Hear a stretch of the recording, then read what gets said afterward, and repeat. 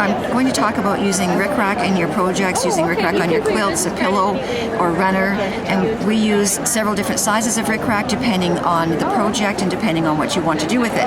It makes a great vine. Instead of making a whole bunch of bias vines and all that pressing, you can use rickrack instead.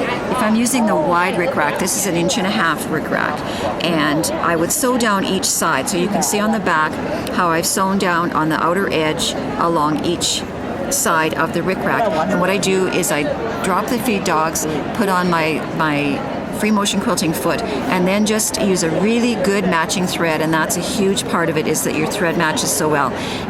And then I just sew down in a free motion method down the outer edge on each side of the rickrack. If you use a really good matching thread, you cannot see the stitching at all. You do not have to be a good free motion quilter to use this method.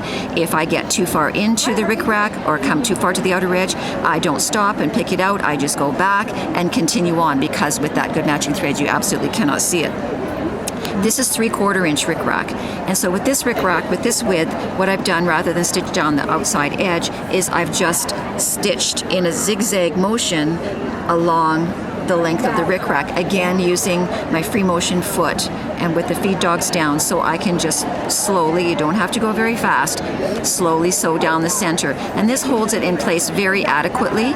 If you were having your quilt long arm quilted, this is a much better method than just with this width. Rather than just stitching straight down the center, it holds it in place more carefully.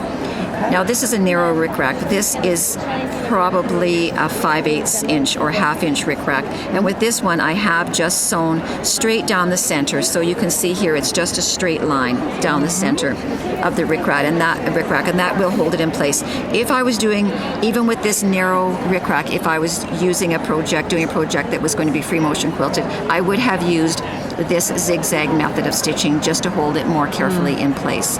The huge secret with rickrack when putting it in place on your project is to pin. Pin, pin, pin.